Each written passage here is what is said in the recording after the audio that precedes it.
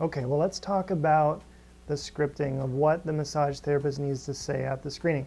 And it's really easy for them to do because they're kind of in the middle of it anyway. But as they're doing their massage, what we found worked best is as they found tight areas. And absolutely, I never had them make this up. So I told the massage therapist, if you don't find anything, then there's nothing to talk about with them.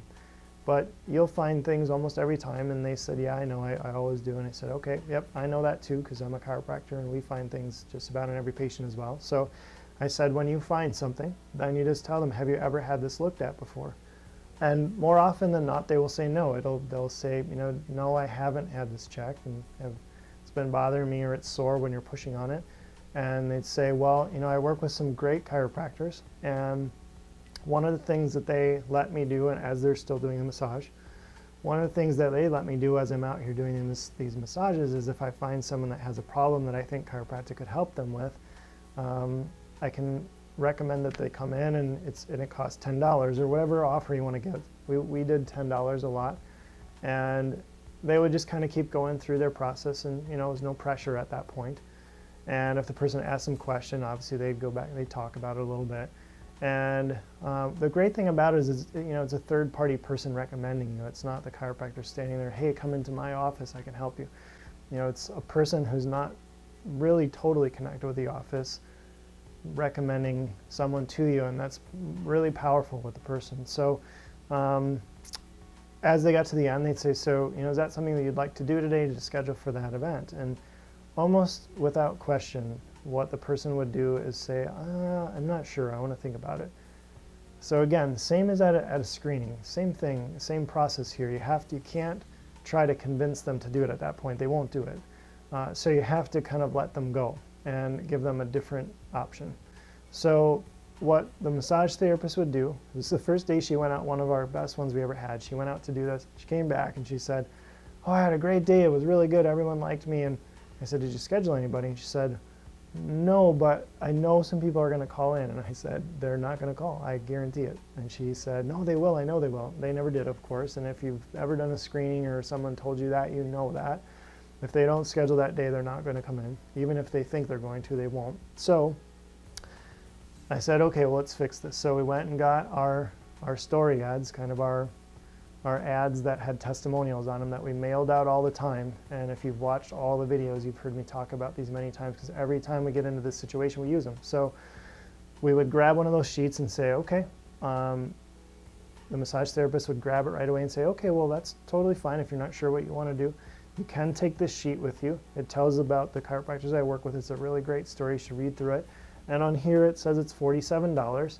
Again, it's 10 today, so if it's something that you are thinking about doing, I would encourage you to schedule today. But if you're not sure you want to do it, you can take this sheet with you, and you're welcome to call another time as well.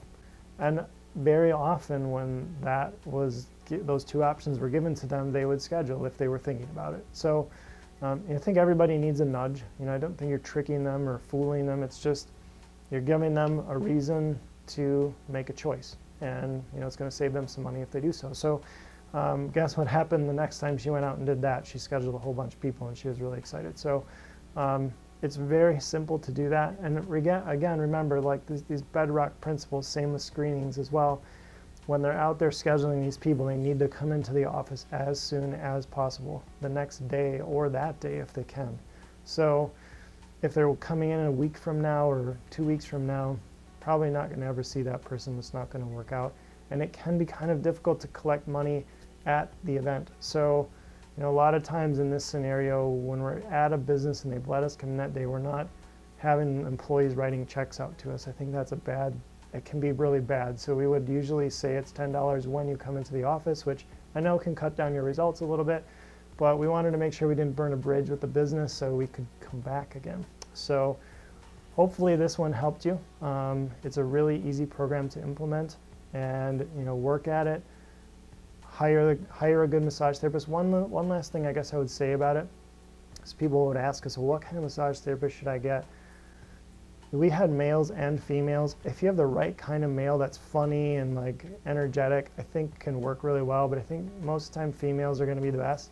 And you just want to find an expressive, outgoing, fun one. You don't want to have someone that's more like me, who's kind of quiet and serious, like, you know, like that's the wrong person to put out into the community to generate, you know, potential new patients for your office. So pick the fun people. There's a lot of massage therapists that are like that. That's just the kind of person that becomes a massage therapist usually.